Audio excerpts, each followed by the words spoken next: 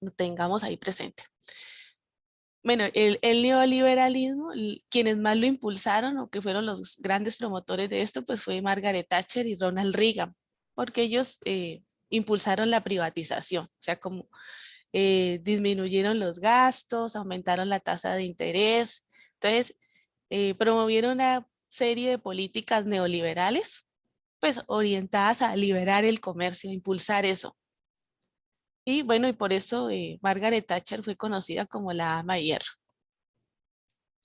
Bueno, entonces, pero primero me gustaría como explicarle los 20 principios y ya pues con el tiempo extra que nos quede, eh, hablamos de estos dilemas de la globalización. Y un concepto pues importante que es la patada a la escalera, pues eso fue como en la primera parte de la revolución industrial. Eh, Inglaterra pues era uno de los países desarrollados en ese momento y lo que buscaba o lo que buscaron estos países fue como, le llamaron la patada de la escalera porque ellos buscaban el proteccionismo para sí mismos y para desarrollar sus ventajas comparativas y impulsar su industria. Sin embargo, con los países que se relacionaban, eh, pues promovían que ellos no tuvieran una política proteccionista. Es decir, que ellos tuvieran una libertad, o sea, libre cambio sin ninguna medida proteccionista. Pero ellos se protegían. Entonces a esto se le ha llamado la patada a la escalera. Y bueno, en el resumen que ustedes tienen de la clase, pues allí hace referencia, en una página está dedicado solamente a al desarrollo de este concepto de la patada de la escalera. Y otro periodo se le llamó la Edad Dorada, pues, que fue cuando se terminó la Segunda Guerra Mundial, como desde 1945 a 1973, se le llamó como la Edad Dorada, porque durante esa época, pues, hubo gran crecimiento económico, la clase media creció, disminuyó el desempleo, eh, mejoró el consumo en las familias. Entonces, como que fue una época de mucho bienestar. Y pues a esa época se le llamó la Edad Dorada. Luego de la Edad Dorada, como hacia inicios de los 70, eh, ya el dólar ya no tenía respaldo en oro. Pues al terminar la Primera Guerra Mundial, pues hubo una reunión, la reunión de Bretton Woods, y las grandes potencias se reunieron y definieron que el dólar era la moneda más potente, la que tenía mayor, más poderosa, más fuerte, más que poderosa, la moneda más fuerte, y estaba respaldada en oro. Y o sea, usted tenía un dólar y usted iba a un banco y le daban lo equivalente en oro. Ah, debido pues a al endeudamiento que generó la Segunda Guerra Mundial, eh, pues esto siempre hubo un impulso de política monetaria que aumentó mucho la moneda en circulación y de alguna forma eso explicó el auge que tuvo este periodo en los Estados Unidos. Sin embargo, debido a la gran moneda en circulación que había y que no se pudo seguir respaldando en oro ese dólar. Entonces, Nixon, hacia el año 1971, quitó el respaldo del oro. Entonces ya la moneda pasó a ser fiduciaria y está basada en el respaldo legal y se sustenta hasta nuestros días, se sustenta en política monetaria y política fiscal, más la confianza que tenemos las personas de que, por ejemplo, nuestro colón es confiable y en algunos casos, pues en los casos que circula el dólar, pues esa es la moneda legal para realizar transacciones. Y aquí en nuestro país, pues la moneda legal para desarrollar transacciones es el colón. Y bueno, también se acepta el dólar, pero ninguna otra moneda eh, es de libre circulación, como por ejemplo, eh, generalmente no se desarrollan transacciones en peso colombiano y probablemente ninguna persona va a querer que yo le pague ahí al señor de la tienda con pesos colombianos o con bolívares de Venezuela, porque la moneda de curso legal es el colón y es la que se acepta. Entonces, este dinero fiduciario se basa en respaldo legal. Y después de que sucedió esto, pues vino una década perdida, que fue como la crisis de los años 80, que se dio en toda América Latina. ¿Por qué se dio esa década perdida? Bueno, porque los países estaban muy endeudados. Había un endeudamiento, los gobiernos se endeudaron y aquí en América Latina se trató de impulsar primero un modelo basado en las exportaciones de productos primarios. ¿Cuáles son los productos primarios? Pues la piscicultura, em, el exportar un producto así como el del sector agrícola, como el banano, la piña, el café, el maíz. O sea, los productos así sin un valor agregado importante desde el punto de vista tecnológico. Entonces se impulsó ese modelo exportador de productos primarios. Luego se trató de impulsar otro modelo de desarrollo que era basado más bien en modelo de sustitución de importaciones, que básicamente lo que se le pedía a los países era que ya no importaran tanto, sino que esos productos que estaban importando, que más bien lo produciera la industria local. Entonces a eso se le llamó el modelo de sustitución de importaciones y luego ya se impulsó un modelo de promoción de exportaciones, donde ya se buscaron como algunos productos dentro del cual cada país tuviera como una ventaja comparativa o una ventaja competitiva y se buscó como exportar ese producto. Y bueno, hay países a los que han hecho un desarrollo importante, han mejorado su productividad, han desarrollado capital físico, capital humano, y en la medida que esas exportaciones pues tengan un valor agregado importante, pues esos países han desarrollado más el sector y también ha impulsado el crecimiento económico de esos países. Los que no han podido incorporar ese valor agregado de forma sustantiva, pues más bien se han quedado rezagados. Por ejemplo, África y bueno, y también, por ejemplo, Nicaragua, ustedes observan pues que no ha tenido, comparado con Costa Rica, pues nosotros lo vemos rezagado y tal vez porque el mismo modelo económico que ellos tienen, ¿no? Que es un modelo muy centralizado y no muy democrático. Entonces, han primado más intereses políticos que el bienestar de la sociedad.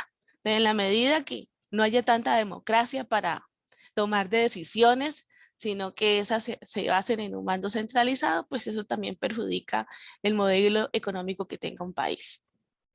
Bueno, pero vamos a los principios y bueno, luego lo retomamos esto que les estoy platicando. Pero bueno, a grosso modo sería esa parte. A otro punto.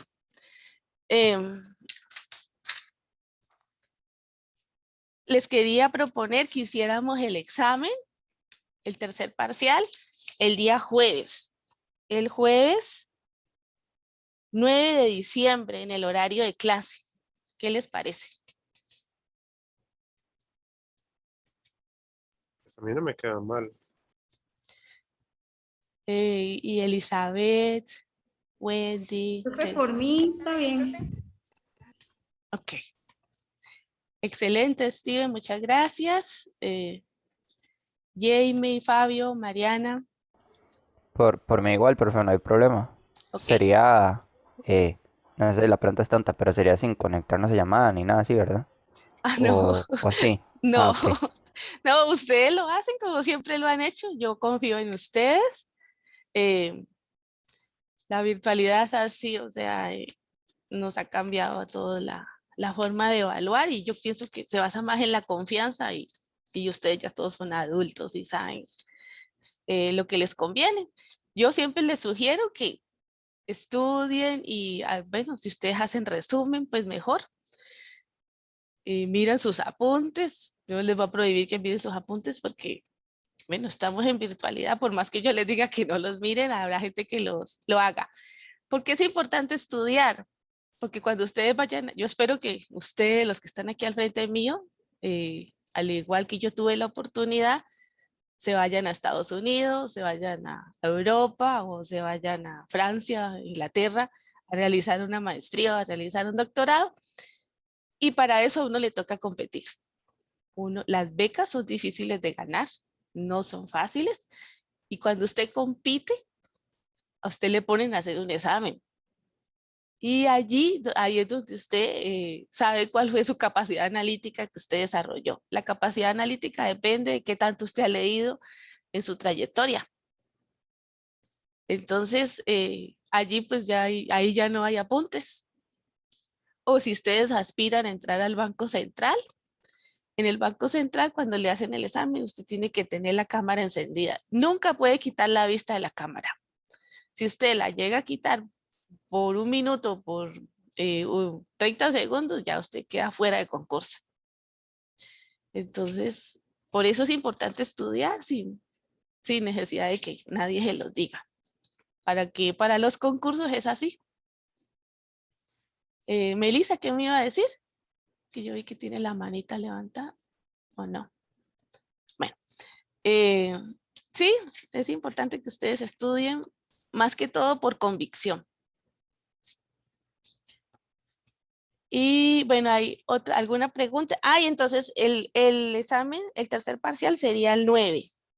Y, la ampliación, si hubiera algún caso de ampliación, sería el siguiente jueves, también de 9 a 12. Bueno, generalmente la gente, lo que yo he notado, aunque yo doy 3 horas, la mayoría lo hace como en 1 hora, hora y media.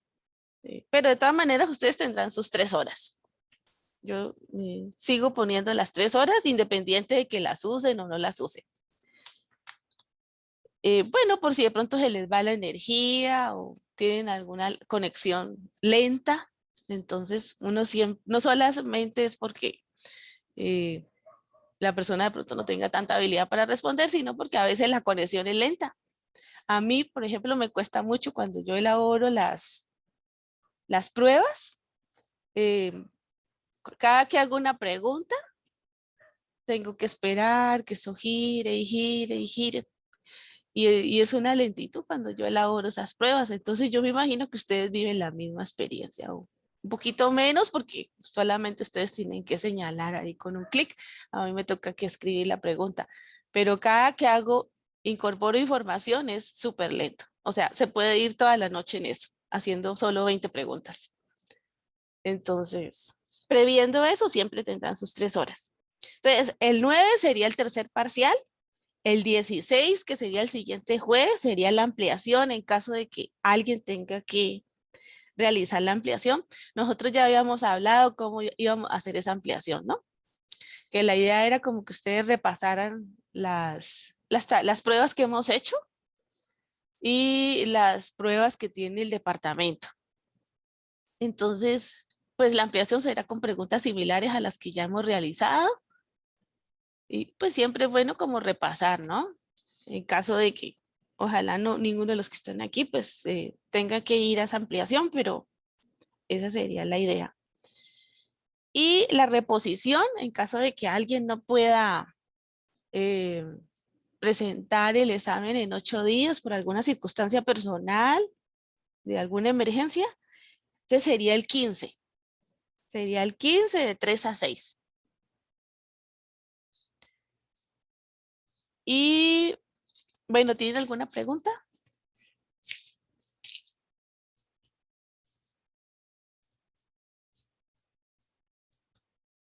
relacionada con el examen o algo?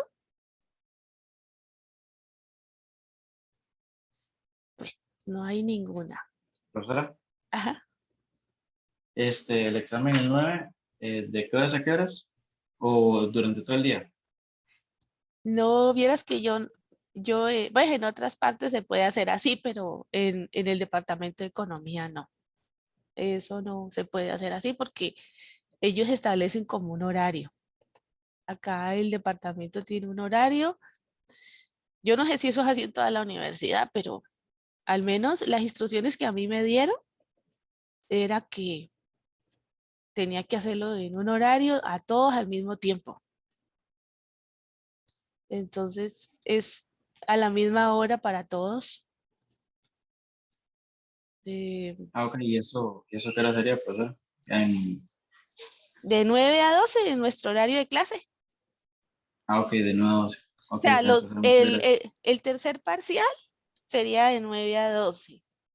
Y la ampliación sería el siguiente jueves de 9 a 12 también.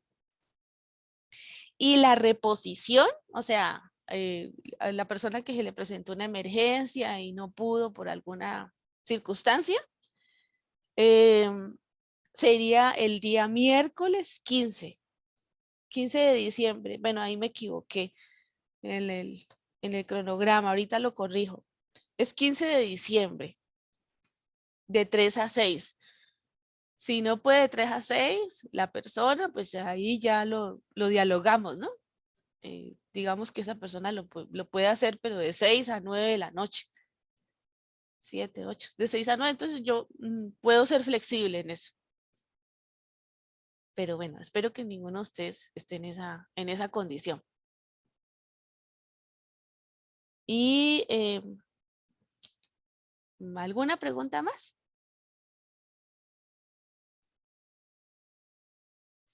Para el tercer parcial. Bueno, es importante que repasen los ejercicios que hemos hecho, ¿no? Es que este último parcial me parece que es bastante extenso. Abarca bastantes temas. Abarca el tema 6A, 6B, 6C, 7A, 7B y 8. Pero bueno, lo del 7. Y Ajá. eso significa que el examen va a ser más largo como la cantidad de preguntas o va a ser la misma cantidad de Ay, preguntas. no, la misma cantidad de preguntas. Ah, ok, qué dicho. No, y si puedo hago menos. Aunque siempre tengo ese dilema, ¿no? Que si los estudiantes quieren más preguntas o quieren menos. Yo lo puedo hacer de 30, 35, podríamos hacerlo. ¿Qué les parece? No sé, o sea, yo prefiero corto porque así termino más rápido, pero no sé otra gente. Supongo otra gente prefiere tener más puntos. No sé, mejor lo dejo a la voz de la persona. Ajá. Profe, sí, ahí sí, yo creo que sí difiero con un compañero, por lo mismo que menciona, de que, principalmente porque son varios temas, ¿sabes? Como tener un margen con los Ok. puntos. Sí, sí, Entonces, hagamos. si fallo una, saber que no pierdo tantos puntos. Sí, sí, 40. Ahí la clave que yo les digo, nosotros repasar como en los ejercicios que hicimos y siempre como que las diapositivas siempre tienen como los puntos centrales. A veces he agregado uno que otro concepto en nuestra presentación. Yo a veces lo que he notado en algunas personas que no les va muy bien en los quizzes es que no descargan o a lo mejor no pueden asistir a clase por algún problema personal. Entonces, no descargan la presentación de la clase, sino que descargan solo la presentación del departamento. Y allí no están los ejercicios que hemos hecho.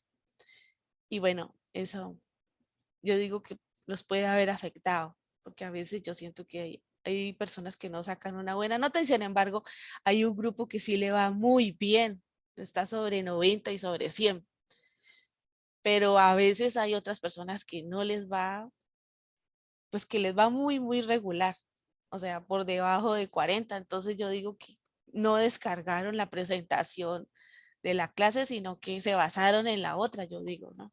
Esa es mi hipótesis. Entonces sí, como repasar esos ejercicios. eh, yo trato de hacer la prueba lo más amigable posible. Y bueno, pues mi mayor deseo es que todos pasen.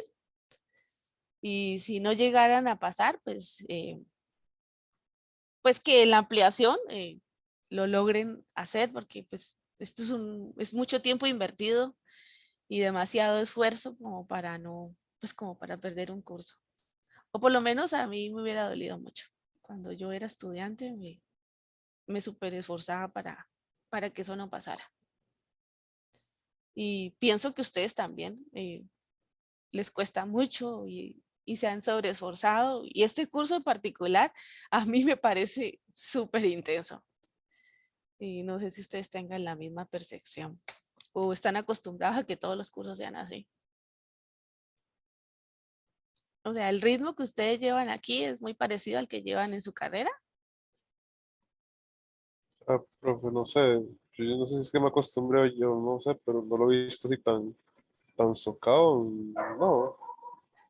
O sea que en las otras materias el ritmo es muy parecido, para que usted no lo vea Bueno, o así. sea, no sé en ingeniería, digamos, yo estoy en civil Ajá, y civil es muy pesado, entonces ahorita el curso más pesado que tengo es uno de diseño, donde le ponen láminas de todas las semanas y es practicar y si los exámenes son muy duros, entonces sí, no sé, claro, ¿verdad?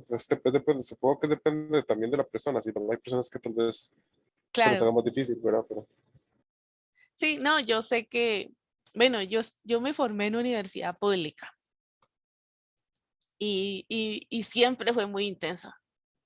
Eh, mis, la extensión de lecturas siempre era muy, bueno, yo casi toda mi carrera, mis maestrías y mi doctorado, pues lo hice en universidad pública.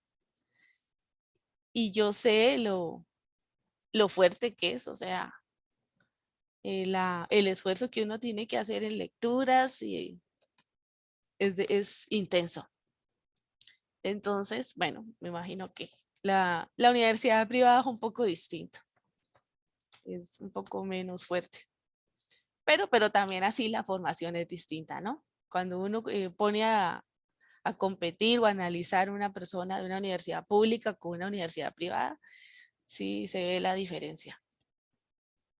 Se ve la diferencia porque la universidad privada pues trata al estudiante como un cliente y la universidad pública trata al estudiante como, pues, como un estudiante que tiene que esforzarse para lograr las cosas.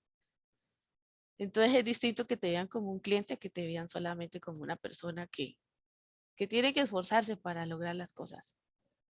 Y, y se observaba cuando yo estudiaba en la Universidad Autónoma de Barcelona, allí uno observaba el nivel que tienen unos y otros, ¿no? Usted tenía compañeros que tenían, por ejemplo, 100 de promedio y usted dice, no, usted es un genio. O sea, imagínese que alguien en la Universidad de Costa Rica tenga todo sobre 100. ¿Usted qué piensa de esa persona? Pues que es un genio, ¿no? Eh, Uno estaba apagando el celular. Pero luego cuando ya ves el trabajo de la persona, pues te das cuenta que no es tanto así, ¿no? Bueno, vamos a proseguir porque esto es intenso. Ya estoy compartiendo pantalla. Sí, profe. Listo. Bueno, ay, ¿yo qué hice? Dios mío. Ok. Bueno, ya recapitulando, pues, en nuestra clase de introducción a la economía, vamos a tratar de sintetizar el curso, pues, en 20 principios. Y donde la eficiencia y la equidad, pues, son un elemento fundamental en el mercado. Aquí es importante recordar, pues, el concepto que nosotros teníamos de economía, ¿no? Que muestra lo que hace referencia a el consumo, distribución, producción, que es todo el proceso económico. Si, por ejemplo, trajéramos a una persona de la época del trueque a nuestros días, lo primero que esta persona notaría es que en nuestra economía actual existe una gran cantidad de bienes y servicios. Y bueno, esta persona que basada en una economía de subsistencia probablemente se asombre de cómo nuestras economías lograron eso. Entonces, lo primero que le preguntaría a ustedes es, ¿cómo hago para que en mi economía de subsistencia lleguemos a tener una producción eh, de este nivel? Bueno, la clave pues está en el sistema económico, en tener un sistema económico organizado de mercado basado en la eficiencia y la equidad. O sea, la eficiencia en el sentido de lograr la optimización en el uso de los recursos y la equidad en el sentido de que las ganancias o la gran producción se distribuyan de forma equitativa entre la sociedad. O sea, no irnos a la eficiencia a ultranza, sino buscando o pensando en el bienestar de la sociedad. O sea, al final lo más importante es el hombre, es la sociedad. No es tanto que el enriquecimiento material, o al menos eso es lo que uno esperaría, que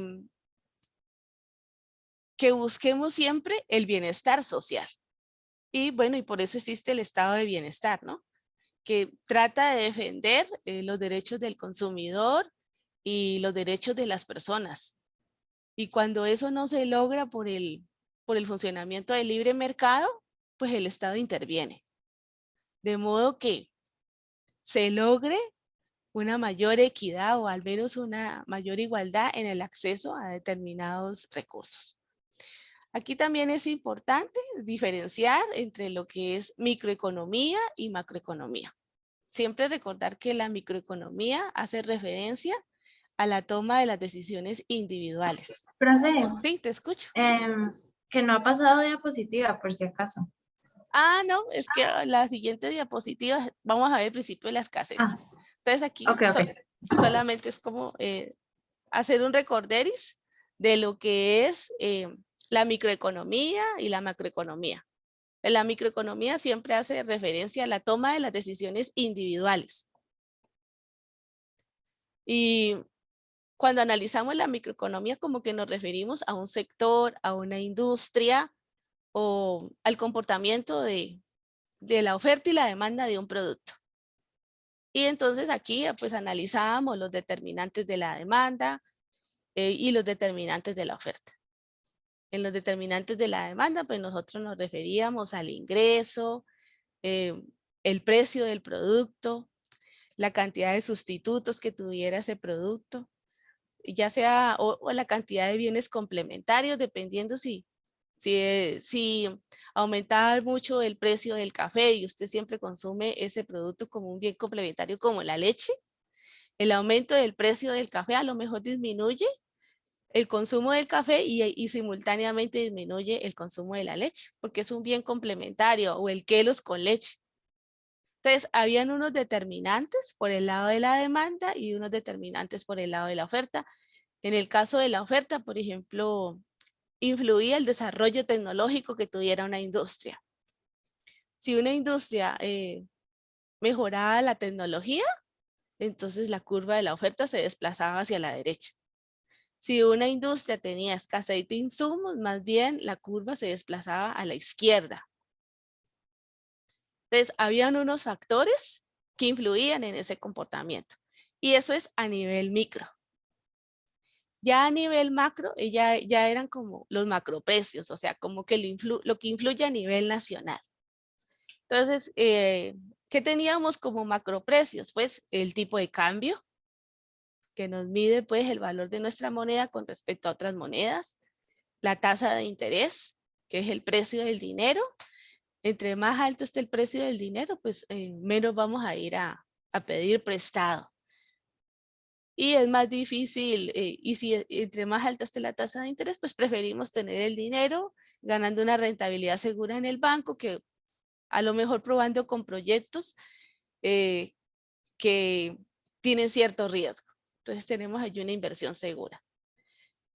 Otro elemento que forma la inflación, el crecimiento generalizado de los precios, forma parte de la macroeconomía. Entonces, estos son como macroprecios. Siempre que hablamos de macroeconomía, nos estamos refiriendo al comportamiento, por ejemplo, de la tasa de empleo a nivel nacional, el comportamiento de la inflación, el comportamiento de la tasa de interés, el comportamiento del tipo de cambio. Esas son como las variables macro. Y cuando nos referimos a las variables de microeconomía, es más bien como las decisiones de todos los individuos y las decisiones pues a nivel de un sector o de un producto. Cuando miramos como la trayectoria, cuando ustedes lean una noticia o ven un informe, entonces la idea es que ustedes tengan como esa capacidad, aquí están hablando de macroeconomía o aquí están hablando de microeconomía. Entonces, si ya le hablan a usted como de las decisiones individuales, entonces ahí ustedes lo identifican que se refiere a microeconomía. ¿Tienen alguna pregunta en relación con esto?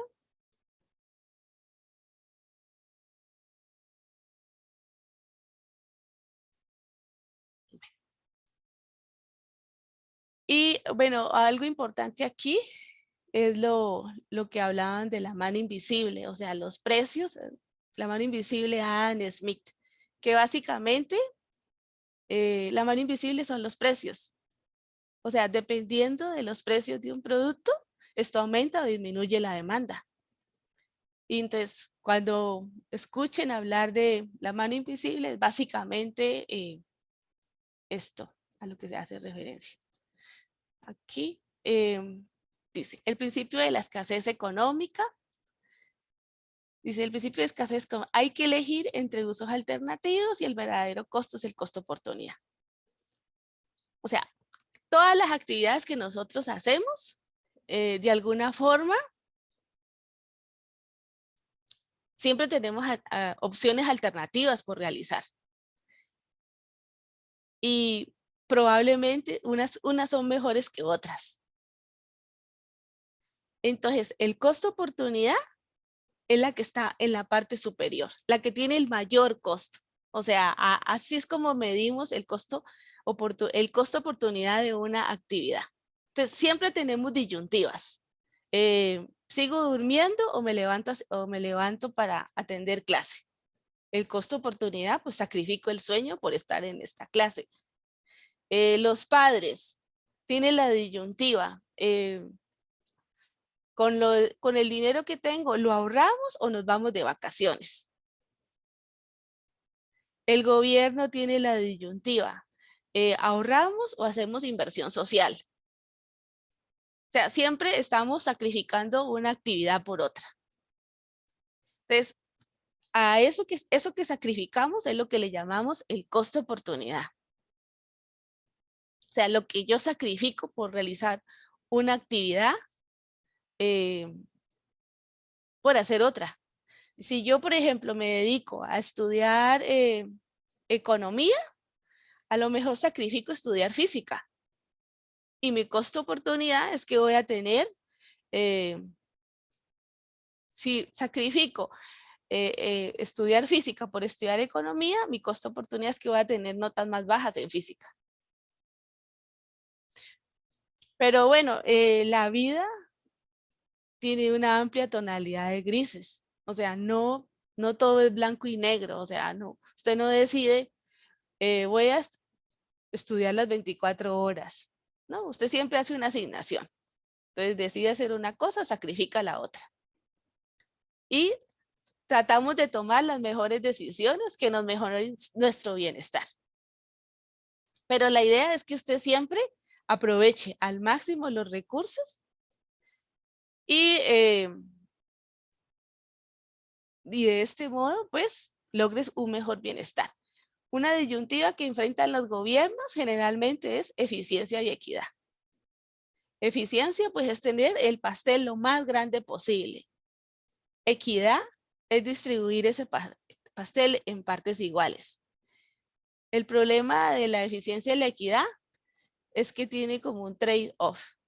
O sea, hay como un intercambio. Muchas veces lo que es muy eficiente no es muy equitativo. Y a veces lo que es muy equitativo no es muy eficiente. ¿Cómo así? Ustedes dirán. Bueno, por ejemplo, si vamos a preparar un pastel, aquí tenemos 15 personas en clase. Y de estas 15 personas, solo 5 aportaron ingredientes. Los otros 10 no aportaron. Digamos que estaban por debajo de la línea de pobreza, no tenían recursos para aportar para el queque. Y el pastel es de las 15 personas. Entonces, 5 personas, una aportó huevos, otra leche, otra azúcar, sal, o lo que le echemos pasas o los adornos que le pongamos al pastel. Uno diría que para ser eficientes, deberíamos partir el pastel entre los que aportaron. porque esas personas podían reinvertir esos recursos o venderlo y volver a producir más pasteles. Una medida equitativa es que independiente de que solo 5 personas hayan aportado, lo distribuyamos en partes iguales para los 15. Pero probablemente ahí es donde viene el dilema. ¿Es justo eso? Para algunas personas dirá que lo justo es que las 5 personas que aportaron más insumos para preparar el pastel, que a ellos se les dé la tajada más grande. Para algunas personas eso será justo. Para otras personas lo justo es que el pastel se parta en partes iguales independiente de quién aportó. Entonces, por eso se dice que hay un dilema entre eficiencia y equidad. Porque no siempre lo que es más eficiente es lo más equitativo. ¿Sí? ¿Sí queda clara esa idea?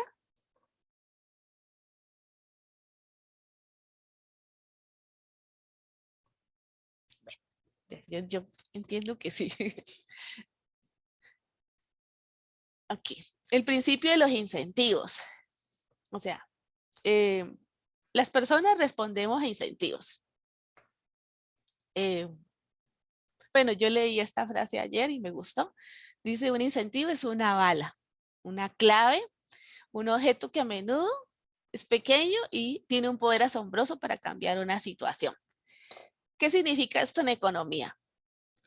Que los incentivos cambian la conducta de las personas. Si usted les da un buen incentivo a las personas, esas personas se motivan a hacer determinadas cosas. Por ejemplo, si el gobierno cobra un impuesto sobre la gasolina, probablemente, si es el impuesto alto, es un impuesto alto, probablemente las personas se motiven a consumir menos gasolina, a usar menos el carro, a utilizar más el transporte público. Y o cambien su carro que es grande por uno más pequeño y compacto y que sea ahorrador de gasolina.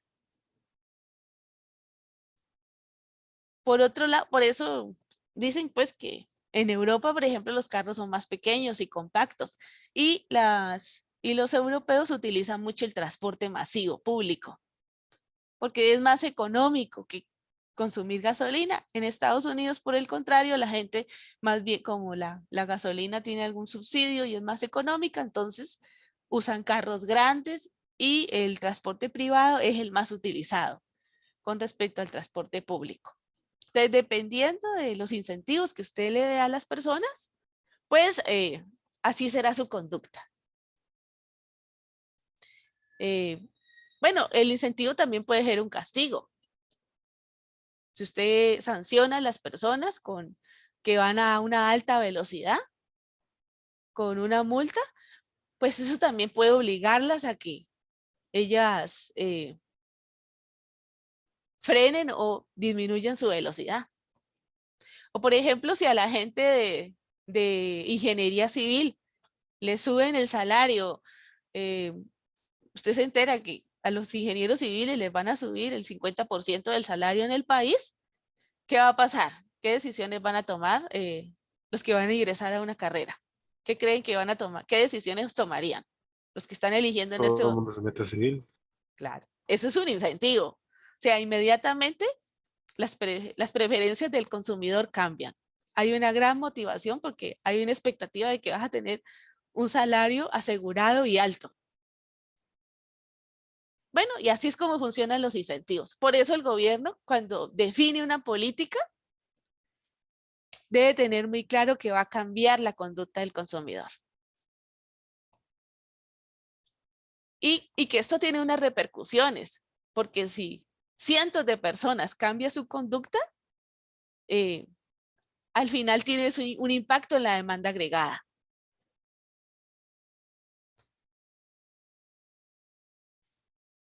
Aquí, ay, ¿qué es lo que tengo aquí escrito? Dice, ¿qué es el coste marginal? Ah, bueno, aquí lo que quería hacer referencia es que, por ejemplo, para una persona, el coste de 1 segundo, de 2 segundos, para mí es muy distinto que para un corredor. Para un corredor, por ejemplo, 2 segundos significan una medalla de oro. Para mí 2 segundos, a lo mejor es que entré tarde a clase 2 segundos. No tiene mayor impacto. Pero cada decisión que yo tomo, que la tomo al margen, tiene un costo y tiene un beneficio.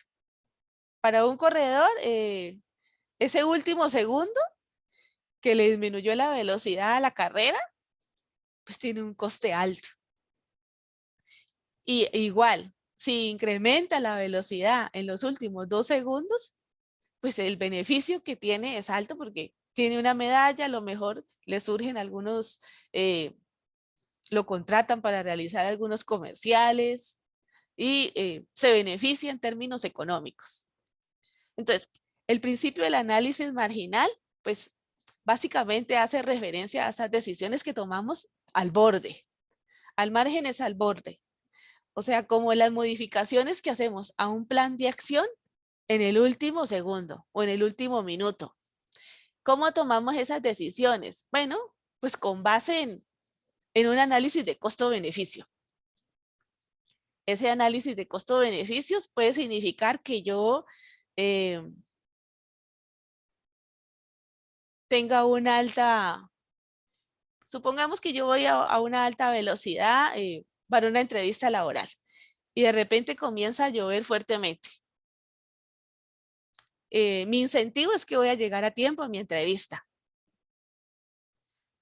Sin embargo, si empieza a caer una fuerte tempestad, esto tiene un coste. Puedo perder la vida. Entonces, pues, el coste marginal hace referencia a eso, a que el individuo siempre, deliberada y sistemáticamente, tiene un comportamiento orientado a lograr un objetivo. Pero, sin embargo, él puede tomar decisiones en el último minuto para modificar ese plan de acción que tenía. Siempre pensando en un mayor beneficio, ¿no? El individuo valora el coste y el beneficio que tiene esa acción. O sea, la decisión de hacer un poco más o hacer un poco menos son decisiones marginales. Lo mismo en una empresa. El empresario decide contratar a una persona más dependiendo de cuánto aporte va a hacer a la producción esa persona. Entonces, de hecho, uno estima los beneficios marginales. Y el ingreso marginal, bueno, en el curso no se llegó a ese nivel de desarrollo de gráficos, porque toda esa parte la omiten. Pero generalmente los empresarios hacen ese análisis. ¿Cuál es el costo que me aporta la última unidad producida? ¿Y cuál es el beneficio que me aporta la última unidad producida? Y con base en eso, pues, decide preparar un jugo más o vender un almuerzo más. O si se trata de si usted, por ejemplo, es una persona que tiene un carro y usted brinda el servicio de transporte San José, Limón. Y el vehículo en el que usted transporta a la gente se llena con 4 cupos. Y usted a cada una de estas personas, digamos que le cobra 180,000. Yo honestamente no sé cuánto cuesta un transporte de San José a Limón, pero voy a suponer que vale 180,000 colones. Lo ideal es que usted lleve las 4 personas. Sin embargo, solamente usted tiene 3. Y en el último minuto llega una persona que le dice que tiene solo 130,000, pero lo que usted cobre es 180,000. Usted dice que, ¿usted qué decisión tomaría si usted fuera el dueño de ese taxi? Basado en el análisis de coste marginal.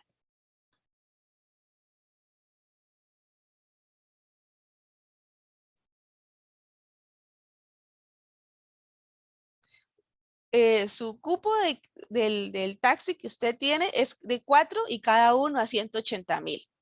Pero llega una persona a última hora, usted ya está a punto de salir para Limón y le dice que solo tiene 130,000. para ese viaje San José Limón. ¿Usted qué decisión tomaría como dueño del vehículo? ¿Llevaría a esa persona o la dejaría?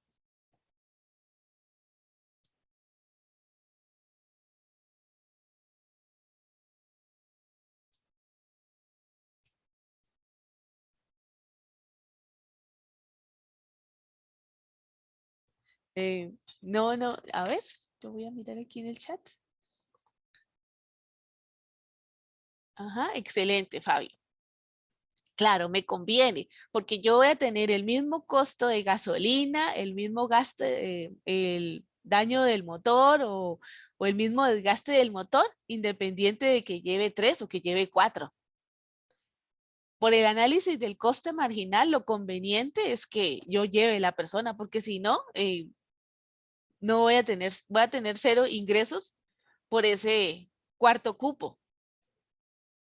Entonces, el empresario lo que hace es eso, hacer un análisis de coste marginal. ¿Cuánto valora en términos de costo esa última unidad? ¿O cuánto me beneficia esa última unidad, producir esa última unidad? ¿Me conviene si vendo casados y a cada persona le doy un cuarto de pollo? ¿Me conviene vender el quinto almuerzo? Si usualmente vendo solo 4 casados, a lo mejor me toca que comprar solo un pollo entero para poder brindar el quinto casado. A lo mejor allí el coste marginal es muy elevado. Entonces, siempre tener presente que el cambio marginal es básicamente ese ajuste adicional que se aplica a un plan de acción y lo hago en el límite o al borde.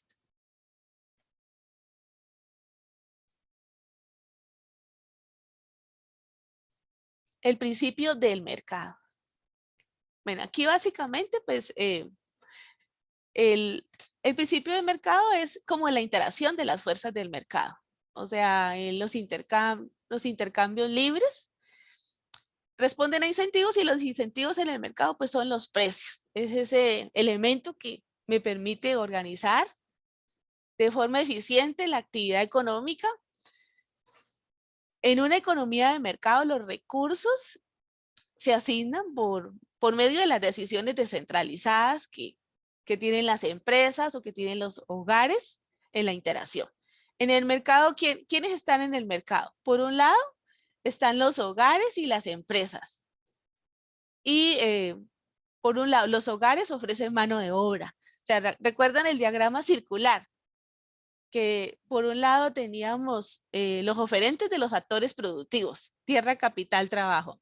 Y de otro lado teníamos los empresarios que vendían los bienes y servicios. En el mercado pues interactúan los dos.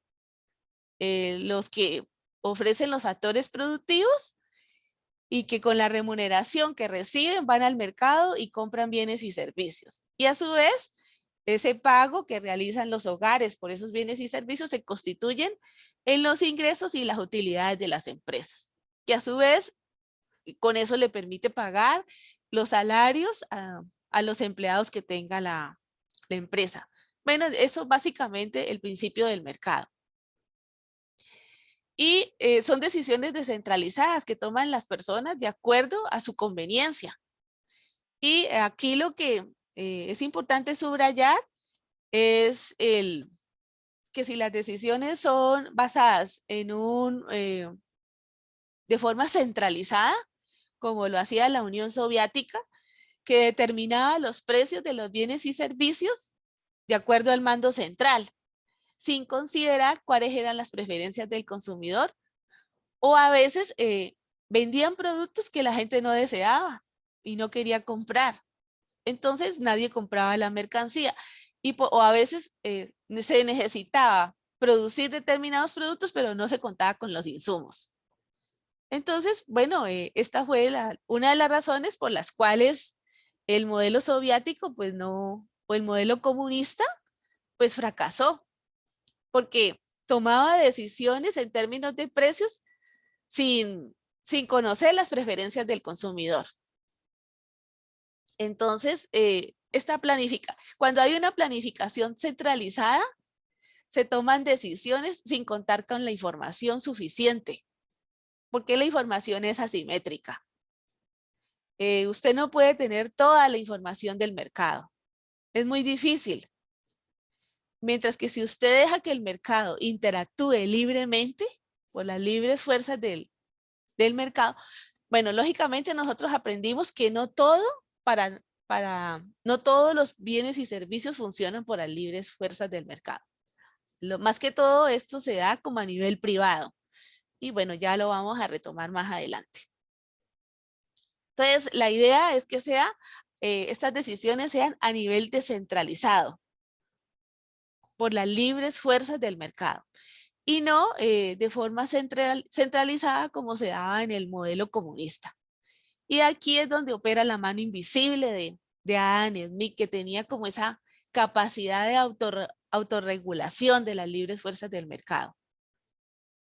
Y de esta manera, pues se permite obtener el mayor bienestar social porque cada persona está en la búsqueda de su propio interés individual. Y en la búsqueda de ese interés individual, pues logra el bienestar colectivo o el bienestar de la sociedad.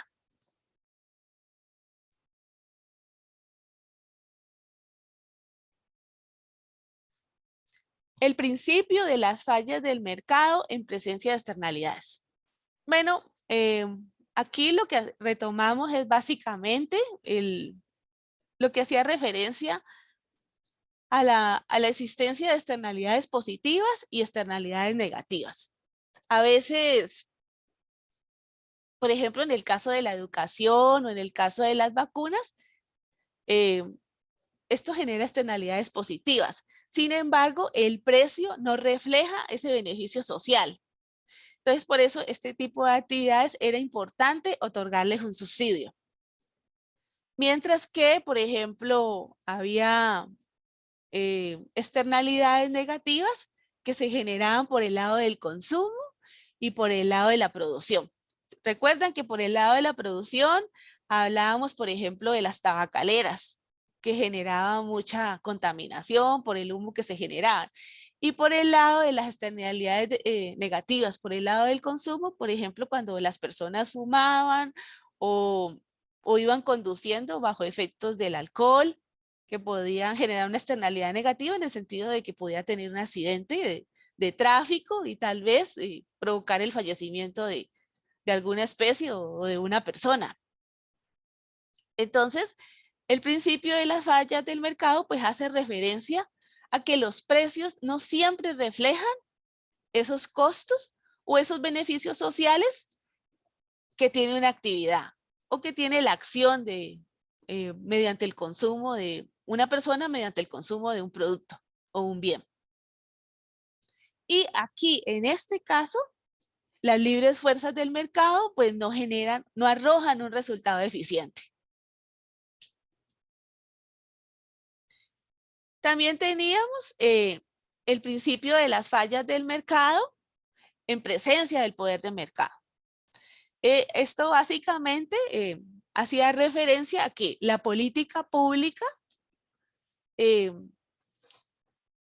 bueno, no siempre está diseñada para lograr una eficiencia económica porque a veces obedece como a intereses políticos. Entonces, pues ahí hay una falla del poder de mercado. Y otra forma como veíamos esta falla del poder de mercado era por la presencia de monopolios y oligopolios. Bueno, ustedes han visto ampliamente en la noticia de Facebook, pues que allí ha habido como un aprovechamiento de los datos de las personas que se suscriben al Facebook. Entonces, a veces, bueno, lo que argumentan es que él no ha hecho una buena utilización de alguna información que se considera privada. O sea, no, se ha utilizado esa información para hacer algún tipo de mercadeo. Y pues él está aprovechando su posición dominante. O a veces en los monopolios se reduce la cantidad y no nos brinda la cantidad eficiente, el punto óptimo que satisface el bienestar de la sociedad. Entonces, teníamos que el monopolio, por ejemplo, producía una cantidad inferior a la requerida de acuerdo a la eficiencia del mercado. Y no solamente producía una cantidad menor, sino que además nos la vendía a un precio mayor. Y que los monopolios pues ocultaban ineficiencias, porque estaban pensando más que todo en maximizar su beneficio. O sea que ese monopolio pues tenía como un solo actor económico, buscaba solo su beneficio, maximizar sus beneficios y no el bienestar social. Y de este modo, pues, nos ofrecía cantidades menores y nos los vendía a precios mayores. ¿Sí? Muy lejos de lo que era la eficiencia del mercado. Y el gobierno, pues, para neutralizar esto, lo que tiene que hacer es como, pues, impedir que los monopolios se agranden o que los oligopolios se conviertan en un monopolio. Y para eso están las leyes antitrust o antimonopólicas, y regular a los monopolios, obligarlos a que no vendan maximizando pues el precio para maximizar sus ganancias, sino buscando que el precio al que vendan el producto sea equipare al costo promedio. O que esos monopolios se vuelvan monopolios públicos y de esta manera tener un mayor poder para regular ese monopolio. Otra forma como se neutraliza el monopolio es dividirlo. Por ejemplo, si tenemos una empresa de energía o una empresa pública, lo que hacemos es que la dividimos en varias empresas. Una que se encargue de pronto de la producción, otra se encarga de la distribución y otra del desarrollo de la parte administrativa. Entonces, ahí usted divide el monopolio y al dividir el monopolio le divide el poder. Y bueno, por eso está tanto el temor de que WhatsApp y Facebook se unieran, porque ya WhatsApp, yo creo que para todos se ha convertido como un elemento primordial para la comunicación, especialmente si tenemos amigos en el exterior o familia en el exterior. Casi que se ha convertido en un elemento que utilizamos cotidianamente y algunas personas pues se nos hace difícil volver a pensar que desaparezca un medio como WhatsApp. Bueno, y tiene un gran poder, ¿no? Bueno, entonces la idea es que en este caso, pues la mano invisible no nos garantiza que haya una distribución equitativa de la prosperidad económica de ese monopolio. Aquí ya la mano invisible como que no cumple su función, ¿no? La mano invisible nos decía que nos permitía lograr una asignación eficiente de los recursos, pero aquí con el oligopolio y la competencia monopolística y el monopolio, pues no vemos que la mano invisible cumpla esa función. Ya se necesita que el gobierno intervenga y regula, prohíba, impida que estos monopolios, pues, logren una posición dominante y de pronto abusiva para el consumidor. También hablábamos del principio de las fallas del mercado en presencia de bienes públicos. Y aquí retomábamos lo que nosotros comentábamos sobre el consumo no rival y no excluible. Y pues que en este caso pues el mercado no nos arrojaba un resultado eficiente. ¿Se recuerdan cuando hablábamos nosotros de la pesca? Pues que como estaba allí disponible los mares y pues, no había como una regulación para cuántos peces tenía que pescar una persona, sino que la persona solamente pensaba en pescar lo máximo posible porque lo que quedara ahí de peces era para el siguiente pescador, no lo veía como un bien privado. Entonces, en esa medida, el consumo que hacía de los peces era abusivo. O otro ejemplo de bien de consumo no rival y no excluible es el alumbrado público. Entonces, bueno, este tipo de bienes pues están a cargo del gobierno porque las empresas privadas no pueden controlar eso. es el gobierno el que nos brinda este alumbrado público. Y no podemos excluir a una persona que se beneficie de la bombilla que tenemos en la cuadra o en el barrio. O sea, es algo que nos beneficia a todos. O por ejemplo, la policía. La seguridad que nos brinda la policía se la brinda a todos los ciudadanos, independiente de los que paguen o no paguen impuestos.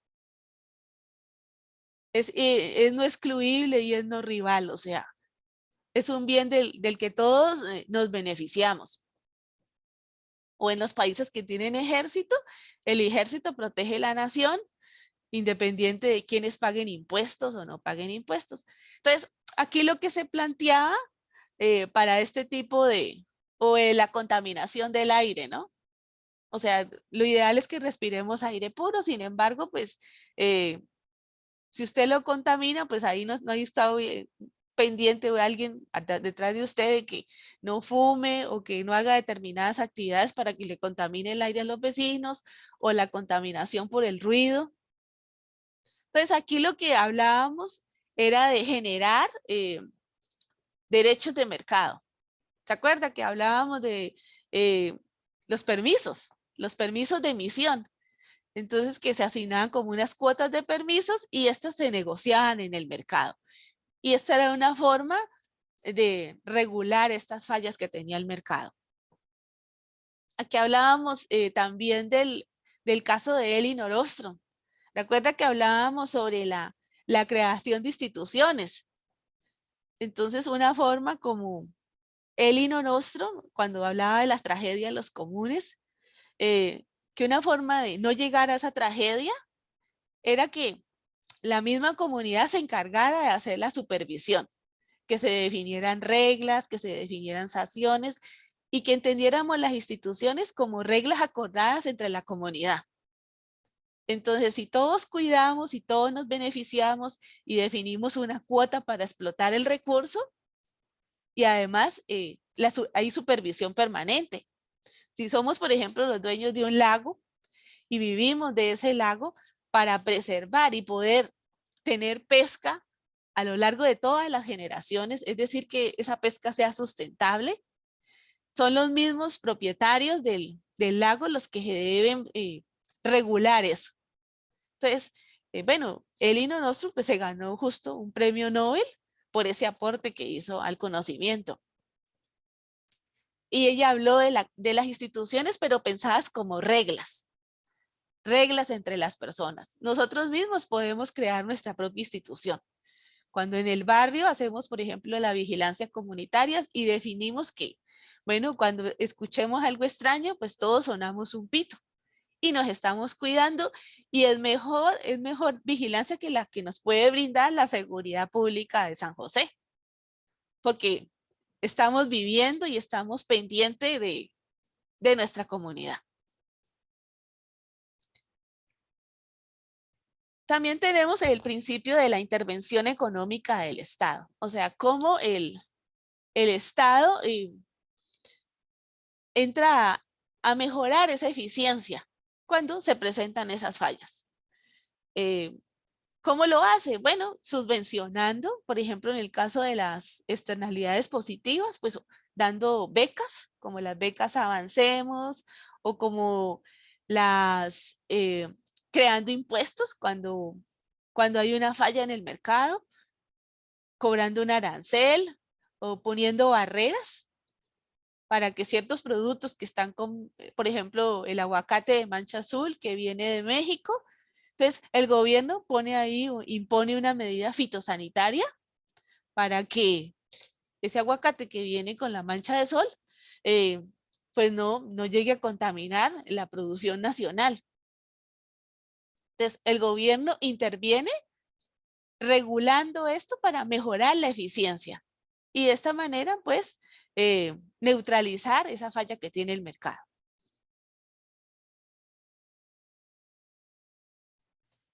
El principio de la intervención social. Bueno, en el anterior se me olvidó mencionar, pues, otro ejemplo que es como el impuesto que se le pone a la gasolina. Que eso de alguna forma también disminuye el consumo de la gasolina, pues que genera contaminación para los habitantes, o también obliga a que la persona viva un poco más cerca del trabajo y no se vea obligado a utilizar tanto el transporte, o que cambie su transporte urbano por un transporte eléctrico, un carro eléctrico o un carro que funcione a gas. Entonces, el hecho de que ponga ciertos impuestos también obliga a que las personas cambien su conducta. También tenemos el principio de la intervención social del Estado. Bueno, el principio de la intervención social básicamente hace referencia a que el mercado no necesariamente pues genera equidad en la sociedad. Y lo que hace el Estado pues es como tratar de mejorar esa asignación de los recursos. O sea, para que una sociedad pues alcance estos objetivos de equidad en la asignación de los recursos, pues los gestores de política deberían siempre esforzarse por alcanzar una eficiencia económica. Pero esa eficiencia económica no solamente basada solamente en aspectos de rendimiento financiero, sino en alcanzar objetivos de la sociedad en el sentido de que haya mejor distribución de los ingresos. Bueno, la sociedad, pues como sociedad nosotros deberíamos preocuparnos siempre por cuestiones de justicia y justicia social y de equidad. Y no siempre el gobierno o nosotros como sociedad deberíamos irnos por la eficiencia económica o la eficiencia financiera a ultranza, sino que deberíamos pensar que el gran fin o el fin último es siempre tener una sociedad mejor y buscar siempre políticas orientadas a lograr una mejor equidad. Aunque algunas veces pues sacrifiquemos la eficiencia. Y bueno, aquí surge la discusión en si, ¿qué es justo? ¿Qué significa justicia? Es justo, por ejemplo, que una persona que gane altos ingresos le cobremos un impuesto del 50% y una persona que tiene bajos ingresos le cobremos solo 10%. Para el que que tiene altos ingresos, por ejemplo, digamos que tiene 5 millones de ingresos mensuales, puede que piense que no es justo que le cobren 50% de impuesto y que el que tiene un bajo salario le cobren 10%. ¿Ustedes qué piensan?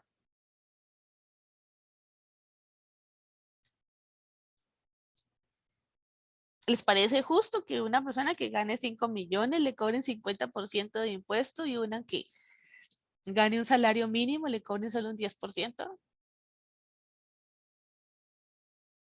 ¿Hasta qué punto consideran eso justo?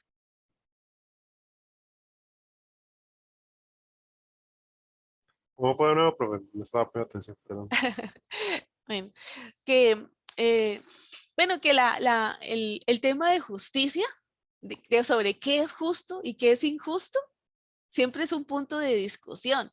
Entonces yo les preguntaba si le parecía justo que una persona, por ejemplo, que gane 5 millones, le cobremos 50% de impuesto y a una persona que digamos que gana 200.000 colones le cobremos un 10% de impuesto. Que si les parece justo eso, que si consideran que eso es justo. O sea, no sé, es que eso es complicado, ¿verdad? Es un tema muy complicado que se puede meter uno en un montón de discusiones, ¿verdad? Yo creo que al final y al cabo la justicia es muy de perspectiva, depende de donde usted la quiera ver, ¿verdad? Porque si usted es la persona que tiene plata, usted le va a poder ser injusto que le cobren más que la persona, que a otra persona.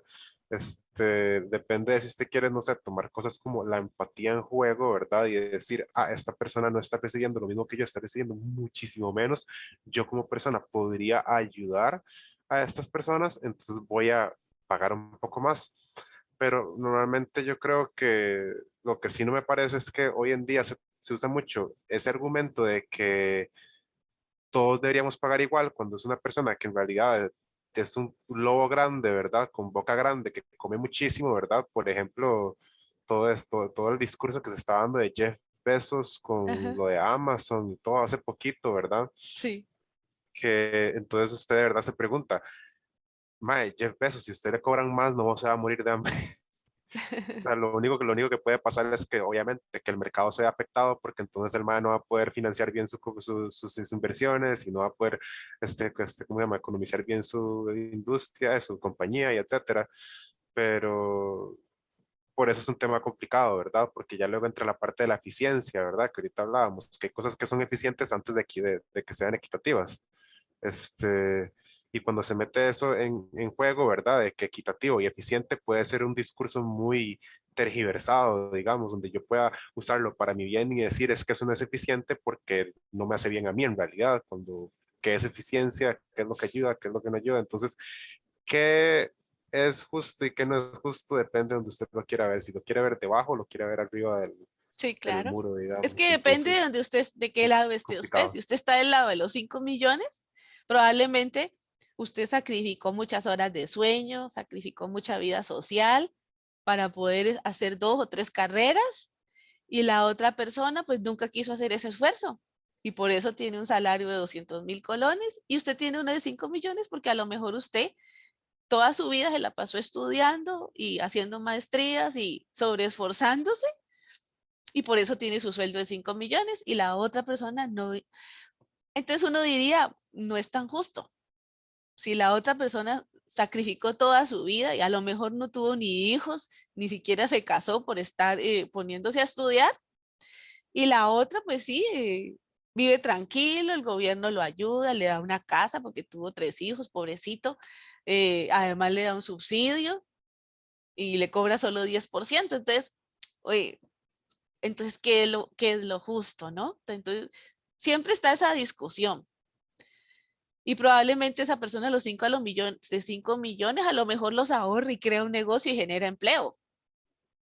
Y la otra persona a la que se le está dando la transferencia, como ya habíamos aprendido, la transferencia no se multiplica. Usted le hace una transferencia de 50.000 dólares y en términos de la demanda agregada solo aumenta 50.000 dólares. Pero si usted hace 50.000 dólares en inversión, se convierten en 100.000 dólares. Si crea una obra de infraestructura, porque hay un efecto multiplicador, por una transferencia no. Entonces sí, siempre Profesor, está, ¿cómo? profesora, Sí, te escucho. ok, eso está más o menos planteado en la Asamblea Legislativa ahorita con el asunto del interés a ciertas casas o a ciertas propiedades Ah, de sí, lujo. las casas de lujo, Otra, sí. exactamente. Y es justamente este ejemplo. Por ejemplo, y me pareció súper interesante un día de estos leer un artículo que le hicieron, una entrevista que le hicieron a Frangini Nicolás y que ella se oponía. Y claro, ella se opone porque ella se ve justamente afectada por ese impuesto.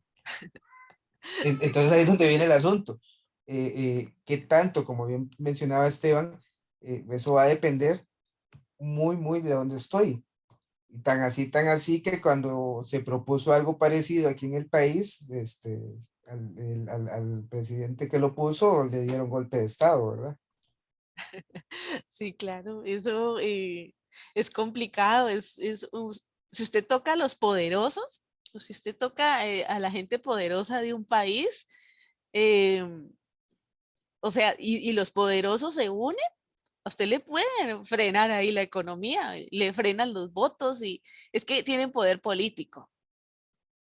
Entonces, por eso a veces usted ve que los gobernantes no se meten con hay ciertos intereses o ciertos grupos que no los tocan, porque casi que se vuelven, tienen tanto poder que se vuelven intocables.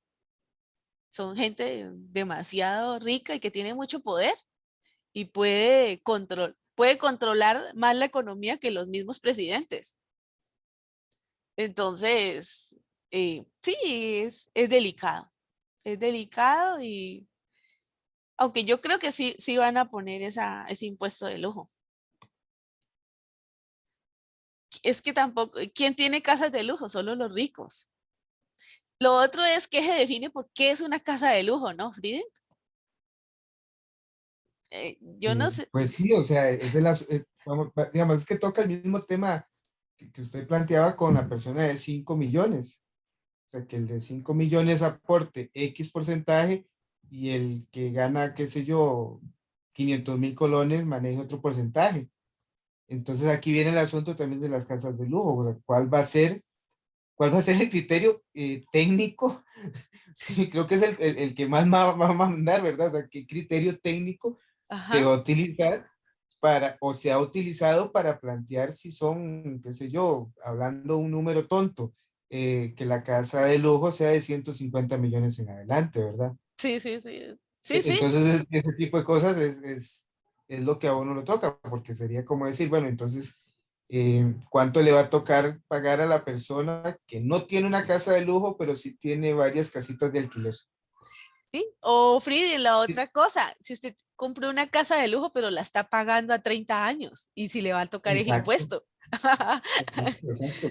Porque, digamos, ahorita leía por ahí que no bajamos de unos 80 90 millones de colones para construir una casa desde cero, ¿verdad? Sí, sí, es carísimo y te tienes que súper endeudar para hacer aunque sea, incluso, aunque la mejora sea pequeña, y yo Ujú. me quedo asombrada de lo cara que es la construcción en este país. O Y no sea, estamos hablando que es una casa de 4 cuartos, 2 baños y medio, no, no, no, no. una casita, sí, Lo así, así, básico, la básico. cocina, la sala, una alcoba, los baños. O sea, o dos alcobas porque para los niños y para la pareja, la sala de estudio y se acabó y lo más reducida posible y ahí ya se le fueron 90 millones. Para que la tenga en obra blanca, ¿no? Porque pues también la puede tener obra, pero sí, es complicado porque si usted tiene la casa de lujo pero la debe, en realidad no la tiene. Tiene 30 años por pagar. Sí, sí, ahí tendrían que ser muy cuidadosos con eso, ¿no? Bueno, y es que como echa la ley, echa la trampa, o sea, ya empezará la gente a hipotecar la casa, entonces ya dice, ah, no, yo no pago porque es que la tengo hipotecada. Sí, sí, eso es muchísimo, muy delicado. Pero yo creo que sí, sí, sí, al final sí van a cobrar porque, bueno, la situación del país, para salir de esto hay que buscar ingresos y ya la gente no quiere más impuestos. Y es justo que la gente no más impuestos, o sea, no se puede. Costa Rica, aunque ante la OCDE, Costa Rica no tiene tantos impuestos. Mire, a propósito, a propósito del Volvieron a 11. subir el precio de la gasolina, güey. Qué paniza. Ah, De, de- de hecho, ayer hablaba con un señor que es economista. Ajá. Y él me planteaba que el problema de Costa Rica no es el impuesto, es la ilusión. Que hasta que eso no se ataque, no habrá impuesto que ayude al país en absolutamente nada. Por lo menos desde ¿la la qué? visión de él, ¿verdad? Evasión. Ah, La ok, evasión y la ya ilusión sí, yo entendí la fiscal. ilusión y yo la ilusión de qué, man. No, no, ilusión, ilusión. Sí, no, yo también entendí la ilusión, pero La, las dos. la ilusión de que el impuesto arregla todo. Qué madre. No, vea, es que, ¿sabe? Para mí, desde mi perspectiva, lo que hay que reducir es en parte los gastos. Y hay muchas, mire, hay 322 instituciones públicas. Y muchas de esas instituciones están funcionando por duplicado, por triplicado, y hay hasta 6 instituciones y 8 instituciones haciendo cosas parecidas. O sea, usted tiene una gran cantidad de instituciones haciendo lo mismo y descoordinadas. O sea, yo lo que digo es que hay que hacer como una reingeniería. Está bien, usted no las quiere acabar porque esto tiene un costo político muy alto, pero hágales una reingeniería, póngales a hacer cosas distintas que realmente le aporten al país. porque si están haciendo lo mismo, entonces como que no avanza. Y sí, o sea, yo digo que tienen que reducir los gastos. Lo que pasa es que tiene un costo político tan alto que al final, mire todo lo de la regla fiscal y de todo este plan, al final las municipalidades se salieron por la tangente y no la cumplieron. La mayoría no se ajustó a eso. Todos pidieron exenciones y al final, pues, por ese lado no se logró mayor reducción. Y más impuestos las personas no quieren.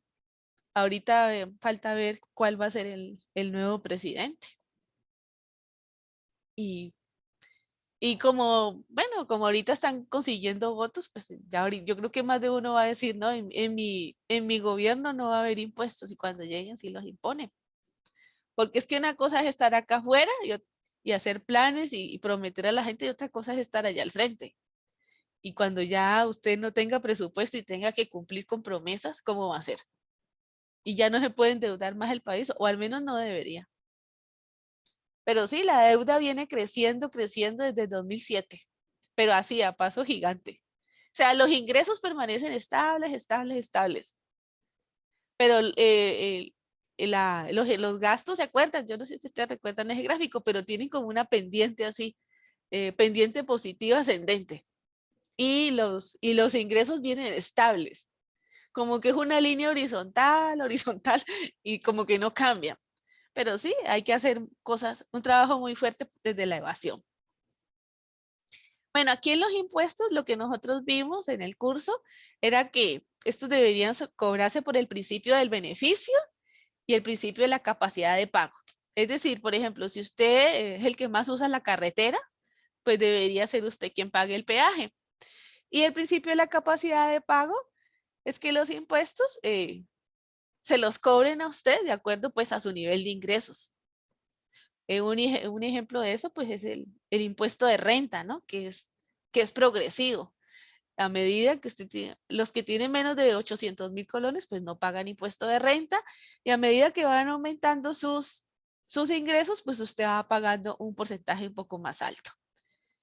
Y recordar allí pues que existen impuestos proporcionales que son parejos para todos, los impuestos regresivos, que es como el IVA, el impuesto de valor agregado, se dice que es regresivo porque no tiene en cuenta si estamos desempleados o si no tenemos ingresos o si nuestros salarios son bajos. Usted necesita el producto y tiene que pagar el IVA. O sea, no toma en cuenta su condición social. Entonces, por eso dicen que es un impuesto regresivo y ya los impuestos progresivos, pues usted sí los distingue claramente, ¿no? Y también distinguir entre lo que es la base imponible y la tasa impositiva. Recuerden que la base imponible es como el valor del producto. Por ejemplo, si el producto, si es una máquina, entonces si esa máquina cuesta 100.000 colones, a esos 100.000 colones es lo que se le llama base imponible. Y la tasa es, por ejemplo, si usted le cobra 13% de IVA. Esa es la tasa. Porque yo vi que cuando hicieron el quiz, varias personas se equivocaron. Esa pregunta le salió mal porque no distinguían qué era la base imponible de la tasa impositiva. Entonces, como para que refresquen esa idea. Y bueno, el proporcional es que nos cobran parejo y al final pues ese es inequitativo, ¿no? Si a todos nos cobran un impuesto del 20%, pues eso es totalmente inequitativo porque no es lo mismo lo que representa un 20% para mí que me gano 100.000 colones a lo que representa 20% a la persona que se gana 5 millones. Aunque sea un monto mayor en términos absolutos, en términos relativos, para el de 5 millones en realidad no significa mucho. Pero 20% de la canasta básica, si usted gana 100.000 y le quitan 20%, ya no compró la canasta básica. Ya se quedó sin 20% de la canasta básica. Entonces, bueno, allí es este principio, pues, básicamente es que la política tributaria, pues, se basa pues en el principio del beneficio, el principio de la capacidad de pago. El principio de las fallas del Estado. Bueno, el Estado no es perfecto, no está manejado por ángeles, lo manejan políticos y a veces los cursos de acción o las políticas que toma a veces no van orientadas a, a reducir la equidad o a reducir la eficiencia, sino que son políticas que toman basadas en intereses personales o intereses políticos, o que no quieren que esto tenga un costo político para su trayectoria. Entonces la idea aquí es básicamente que si hay una falla pues por parte del Estado, que la política pública pues esté orientada en realidad a lograr esa eficiencia económica o lograr una mejor distribución de los ingresos entre la población. Porque teníamos el concepto de que la economía de mercado compensaba a las personas de acuerdo a su capacidad para producir. Y todo esto pues lo hacía con base en la mano invisible, pero el gobierno debería corregir estas fallas de mercado. El principio del consumo, el ahorro y la inversión. Bueno, aquí lo que hablábamos era la importancia que tenía para un país realizar ahorro, porque el ahorro de alguna forma se convierte en inversión para un país. Cuando todos los agentes económicos creamos una cuenta corriente en el Banco Nacional, Banco Popular, esa captura de recursos que hace el banco, lo que hace es como tener un fondo disponible para poder realizar préstamos a empresarios e inversionistas. Y si usted ese dinero lo deposita a un certificado de depósito a término, a 5 años, 6 años, 10 años, esto le permite, y bueno, lógicamente usted le pagan un rendimiento, pero este ahorro de alguna forma es un fondo que le permite a los bancos realizar una mejor asignación de los recursos, porque ellos financian proyectos que sean productivos para el país y canalizan ese ahorro de unidades superavitarias hacia unidades deficitarias que generan proyectos de inversión. Y en la medida que generan proyectos de inversión, pues aumentan la producción del país y generan empleo. ¿Ves? Aquí era básicamente todo lo que tiene que ver con el mercado de los fondos prestables y la importancia que tenía la tasa de interés. Entre más baja sea la tasa de interés, menos incentivos tienen las personas para tener ahorros. Porque en este caso, si el crédito es barato, no necesitan tener un proyecto de inversión que tenga una tasa interna de retorno demasiado elevada. Si la tasa de interés es del 5%, con un proyecto de inversión que le genere 7%, esto ya les permite pagar el crédito y obtener una ganancia. Pero si la tasa de interés es muy elevada, pues la gente va a preferir tener los ahorros y ganar el dinero con seguridad, sin necesidad de hacer desarrollar un proyecto que le implique algún tipo de riesgo. Y también aquí diferenciábamos lo que era el ahorro privado, el ahorro público, el ahorro interno y el ahorro externo. Cuando llega flujo de capitales desde el exterior hacia nuestro país, ahí lo que estamos haciendo es trabajar con ahorro externo. Y el ahorro interno, pues sí es el ahorro nacional, el ahorro que hacen las personas que viven en nuestro país. El principio del crecimiento. Bueno, aquí básicamente es que el crecimiento que logra un país depende de su productividad. O sea, de la capacidad que tiene el país para producir bienes y servicios. ¿De qué depende su productividad? Nosotros comentábamos que dependía del capital humano, es decir, el nivel educativo, la experiencia, las habilidades blandas, los conocimientos que tenga cada individuo. Del capital físico, o sea, la maquinaria y el desarrollo tecnológico que tenga el país. El progreso tecnológico lo podemos visualizar, por ejemplo, con la conexión a Internet. Si tenemos una mejor conexión a nivel nacional de fibra óptica de banda ancha, esto nos mejora y nos agiliza la comunicación, mejora la toma de decisiones y mejora el crecimiento económico que podamos tener. Entre más desarrollo tecnológico, mejor capital humano y mayor capital físico tenga el país, pues esto incentiva la productividad. Recuerde que si usted tiene, por ejemplo, un mismo capital humano con un mismo capital físico, puede tener una alta productividad o una baja productividad. Si usted a esta persona que usted tiene no le enseña cómo manejar una máquina, por ejemplo, un computador con su respectivo software, de nada le sirve que usted a una persona le dé un computador de alta tecnología con el mejor software.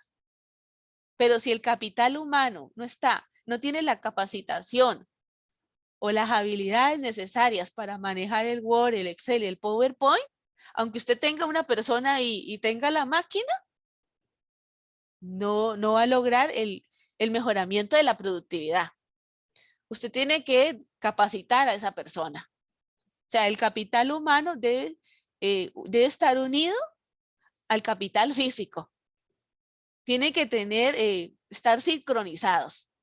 Porque si no, las personas no cambian la forma de hacer las cosas. O sea, si usted utiliza un computador como utiliza una máquina de escribir, aunque tenga el computador y tenga la persona, no va a lograr el crecimiento de la productividad. Entonces, bueno, ¿y cómo lo va desarrollando la persona? Pues en la medida que usted le dé dando formación y que vaya adquiriendo las personas experiencia y va desarrollando pues las habilidades. Y el principio macroeconómico. Aquí básicamente lo que mencionábamos era que, bueno, el gasto total muchas veces no coincide con las capacidades productivas que tiene una economía. Y en una economía de mercado, el gasto de una persona, sabemos que es el ingreso de otra. Cuando yo voy ahí a más por menos y gasto mis ingresos, para mí es un gasto, pero para el más por menos constituye los ingresos que recibe la empresa. Entonces, el comportamiento que yo tenga, al final influye en la demanda agregada o en el gasto global que tenga el país. Entonces, si el gasto agregado a veces no coincide con la capacidad productiva que tiene el país, pues hay un desequilibrio. O sea, si el nivel de equilibrio a corto plazo de la oferta a corto plazo, la oferta agregada a corto plazo y la demanda agregada a corto plazo no coincide con el nivel potencial que tiene el país, esto pues genera un desequilibrio. Si está por arriba del punto potencial, decimos que hay una inflación. Entonces aquí el gobierno tiene que aplicar una política fiscal contractiva. Por ejemplo, aumentar los impuestos.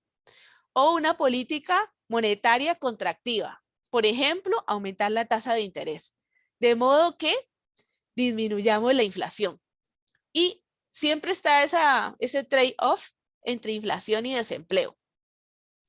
¿Cómo funciona ese trade-off entre inflación y desempleo? Por ejemplo, cuando un país tiene baja inflación y alto desempleo, lo que hace el gobierno es, supongamos que estamos en una etapa de recesión. Y en esa etapa de recesión, pues parecida a la que tenemos ahora, baja inflación y alto desempleo. Entonces, aquí lo conveniente es, por ejemplo, impulsar una política monetaria expansiva, que es lo que ha hecho el gobierno. El gobierno actualmente tiene tasas de interés bajas, de modo que las personas vayan por crédito o los inversionistas vayan por crédito, hagan inversión. Cuando hacen inversión, aumentan la producción, pero para aumentar esa producción, tienen que contratar mano de obra, emplear a las personas. Entonces, mire que ese mayor aumento de moneda en circulación provocado por una tasa de interés bajo motivó la inversión y la inversión motivó la generación de empleo. Y esa generación de empleo, pues, estas personas que se emplearon, pues ahora tienen ingresos y van a comprar bienes y servicios y aumentan la demanda agregada. Y ese aumento de la demanda agregada también, pues, aumenta los precios. Por eso se dice que hay un trade-off entre inflación y desempleo. Para que lo recuerden. ¿Sí quedó claro este principio macroeconómico?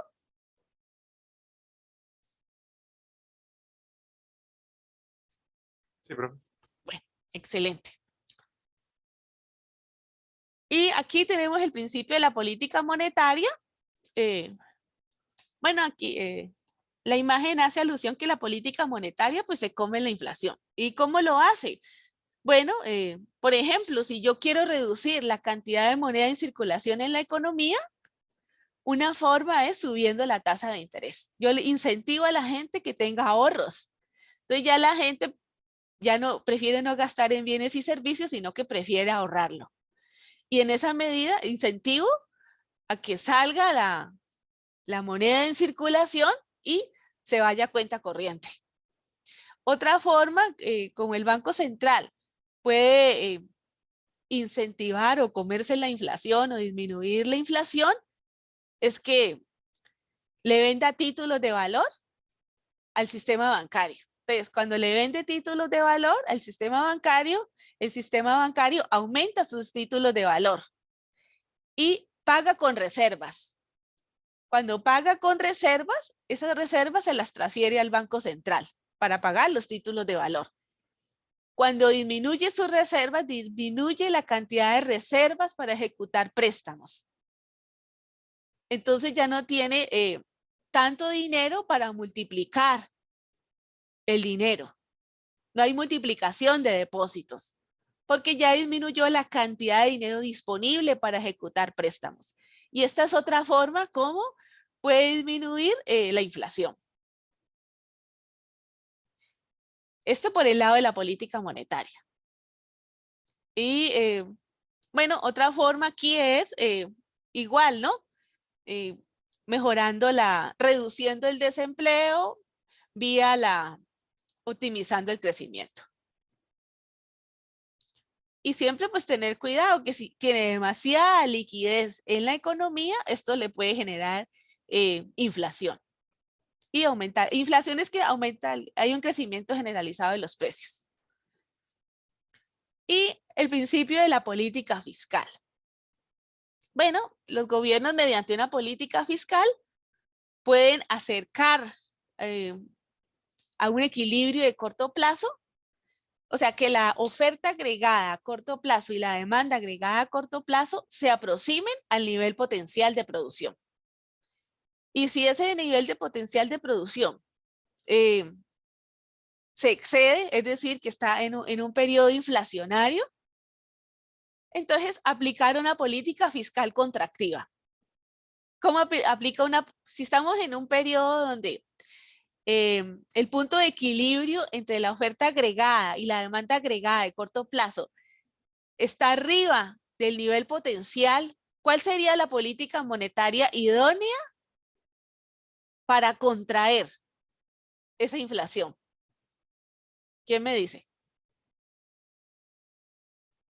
Si el punto de equilibrio entre la oferta agregada y la demanda agregada está arriba del nivel potencial, o sea, está más hacia el lado derecho, ¿qué política fiscal debería aplicar el gobierno para reducir la inflación? ¿Quién recuerda? Era aumentar los impuestos, era una, profe. Ah, sí, muy bien, Fabio. Excelente. Esa es una. ¿Cuál es la otra? Reducir el gasto público. Eso, muy bien, excelente. Muy bien. Profe, yo tenía una duda sobre eso. Ajá. En la diapositiva pasada que estaba hablando de cuando hay momentos de recesión, que Ajá. más bien se aplica lo contrario, Ajá. que se disminuyen los impuestos y se aumenta el gasto público. O las Pero transferencias, o las transferencias también. Pero eso no suena, bueno, a mí me suena un poco contradictorio de reducir los impuestos y aumentar el gasto público. ¿Cómo se hace eso? Bueno, porque esa es una política expansiva. O sea, no es que haga las dos cosas, o hace una o hace la otra. o dependiendo a qué tipo de gasto público. Por ejemplo, el gasto público es inversión en infraestructura, construcción de carreteras, construcción de puentes. Eso es ampliar el gasto público. Si el gobierno decide, bueno, vamos a hacerle mantenimiento a todas las carreteras del país. Estamos en fase de recesión. Usted sabe que actualmente estamos en fase de recesión, ¿cierto, Fabio? Por el alto desempleo que tenemos en el país.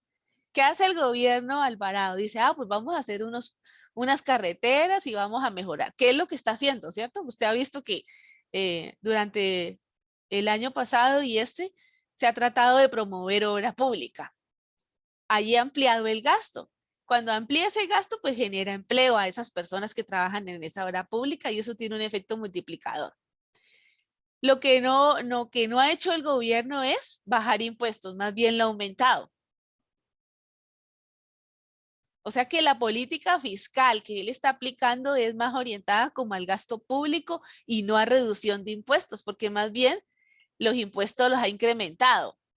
Y para neutralizar ese impacto de los impuestos, él también ha reducido la tasa de interés. O sea, como que tiene una política fiscal expansiva por el lado del gasto público y una política monetaria expansiva por el lado de disminución de tasa de interés para salir de la recesión. ¿Sí me hice entender, Fabio? Sí, profe, sí se entendió. Pero sí contesté tu pregunta.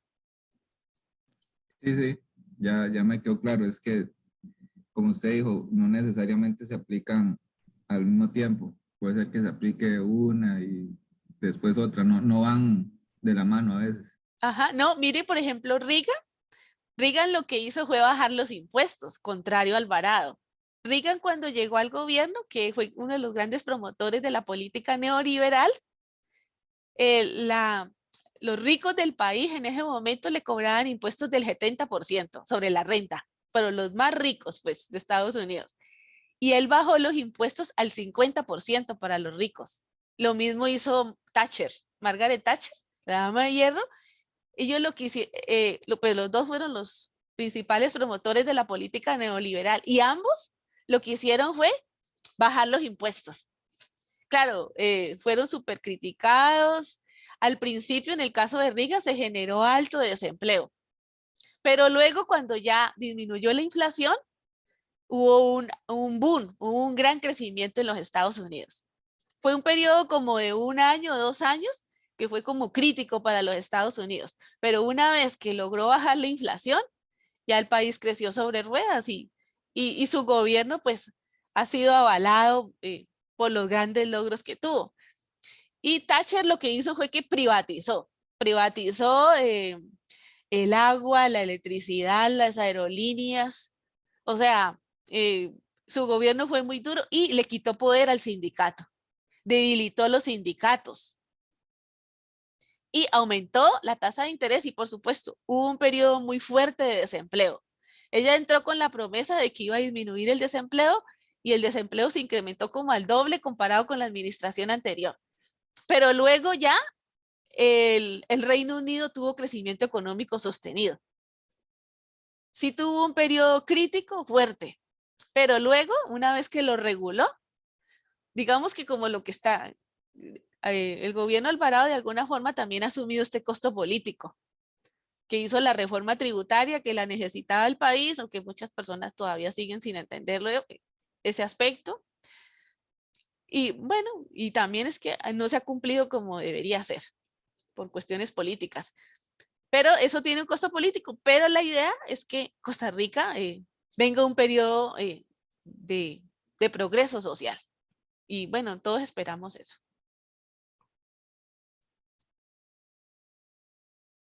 Y bueno, sigamos aquí. Ya vamos a terminar.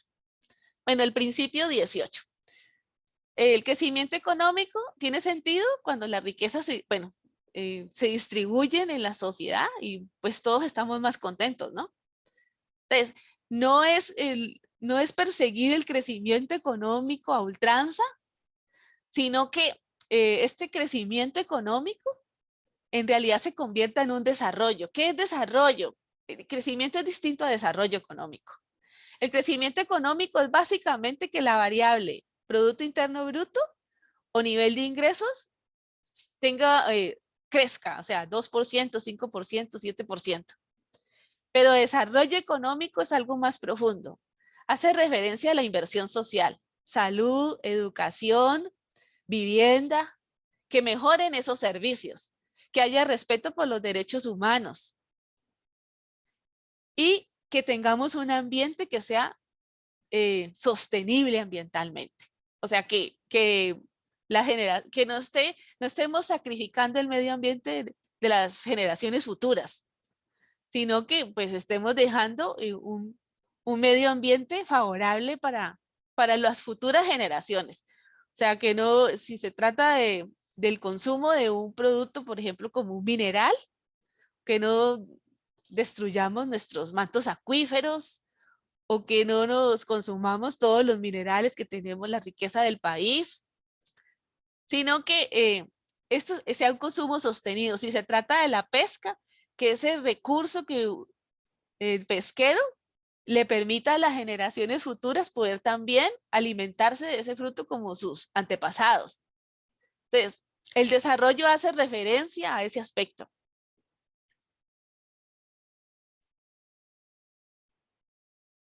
Y el principio democrático liberal es como el poder que tenemos los ciudadanos. O sea, ahorita que estamos próximos al próximo año pues a tener elecciones, que yo haga ejercer mi voto. O sea, que yo me vuelva también tomador de decisiones. Y no hagamos lo que hacen muchas personas, ¿no? Que es que a mí no me gusta la política, yo no me involucro, todos son lo mismo. Que nos apartemos de esa apatía que muchas personas tienen respecto al voto. O sea, que participemos. Yo los invito a participar, no por alguien en particular, sino que nos apropiemos y tomemos decisiones y intervengamos de la forma que sí podemos, y es participando con un voto. Escuchemos las propuestas, analicemos y tomemos la decisión, aunque sea que si usted no está de acuerdo con ninguna de las personas, vote en blanco, pero ejerzca ese poder. No deje que otras personas tomen las decisiones de su futuro. Y tratemos de seleccionar a la persona que nosotros vemos que está buscando una mejor eficiencia económica, una mayor equidad social y que además también está velando por el medio ambiente. Entonces, este principio democrático nos hace que nosotros también nos apropiemos de esa problemática que tiene el país y con nuestro aporte, con nuestra decisión, y por qué no, también, si podemos también participar en uno de estos movimientos y hacernos escuchar, que no solamente nos volvamos tecnocráticos buscando el crecimiento económico a ultranza, sino que también velemos por el bienestar de los menos favorecidos y la protección al medio ambiente, que a veces como que no tiene quien lo defienda. Y no sé si tienen algún principio que ustedes consideren que falta, que no hemos mencionado. ¿O qué consideran ustedes que deberíamos agregar?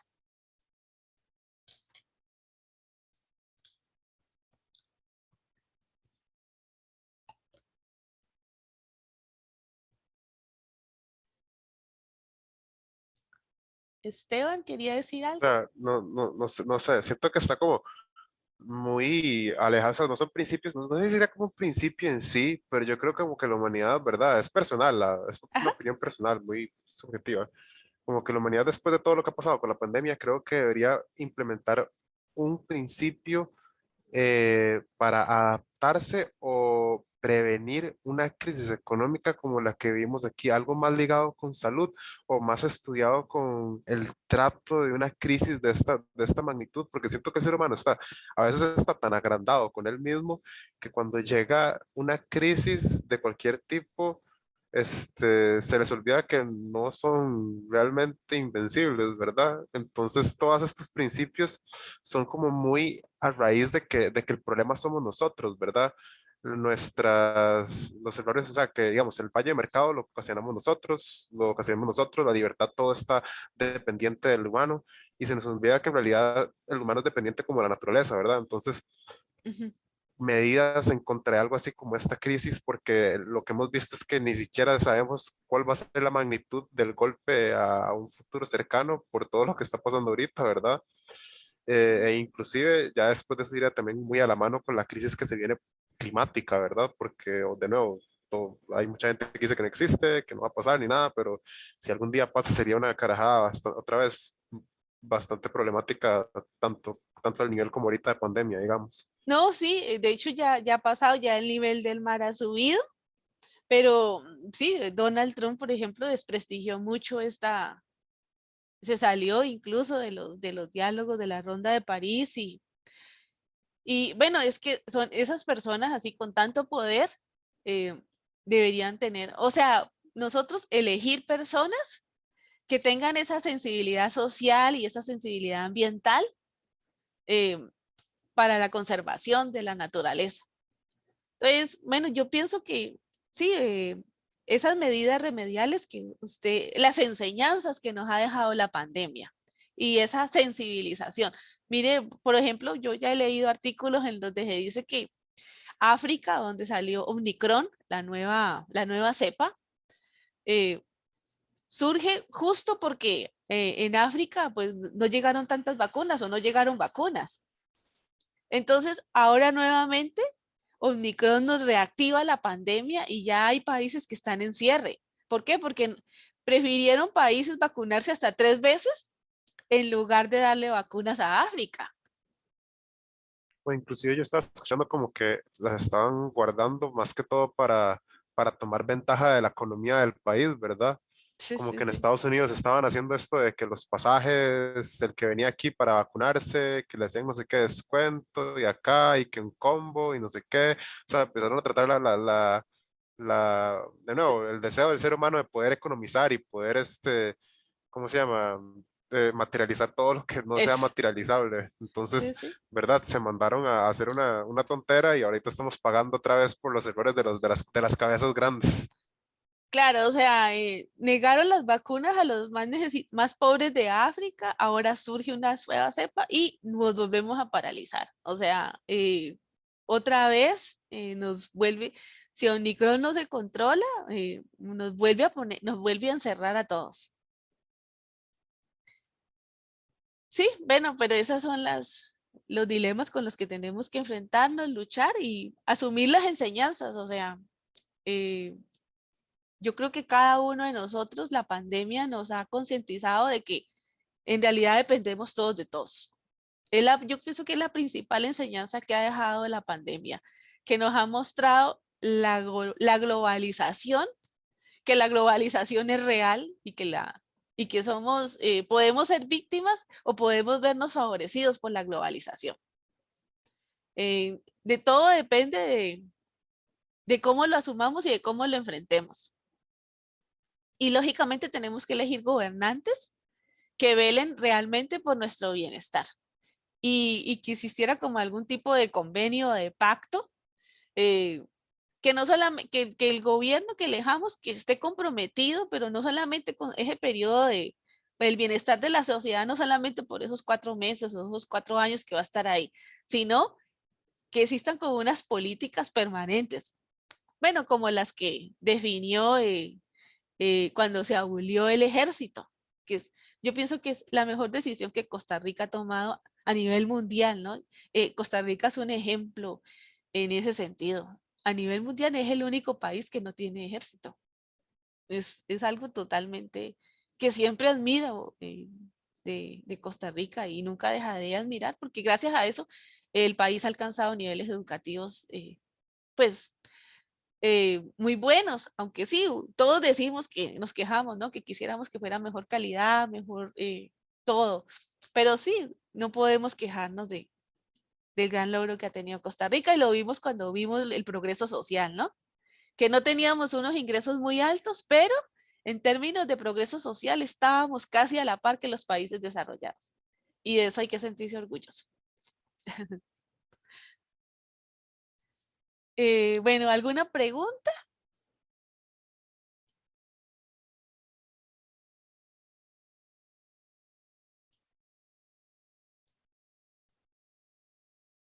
Bueno, de todas maneras, cuando ustedes estén repasando, si tuvieran alguna pregunta, pues ustedes saben que yo estoy a la orden. Y mi teléfono, pues todo lo tienen y yo con mucho gusto siempre estoy dispuesta para en lo que les puedas colaborar con muchísimo gusto. Cualquier cosa, cuando ustedes estén repasando, si ustedes sienten que no lo manejan, que tienen duda, por favor me escriben que yo voy a estar pendiente. Y bueno, les mando un abrazo y bueno, me encantó conocerlos. Y bueno, esperemos que nos veamos alguna vez o en alguna oportunidad, pues conocerlos de verdad. Muchas gracias, profe, por el curso y todo. Bueno, Que tenga bonita tarde. les Día. mando un abrazo y bueno, muchas Profe, bendiciones. esta es la última clase entonces. Sí, bueno, si ustedes quisieran que nos reuniéramos para ver alguna parte del programa con mayor detalle, como lo de la historia, pues con muchísimo gusto. Si no fuera Muchas así, gracias, profe. pues bueno, un abrazo fuerte y bueno, bendiciones para todos. Espero que todo les vaya muy bien en este cierre de cuatrimestre ya, de semestre. Profe, Ajá, me claro. regalaría 5 minutos, disculpe la molestia. Ah, claro, sí. Voy a detener aquí. Yo no sé si ya detuve la grabación. Voy a detenerla.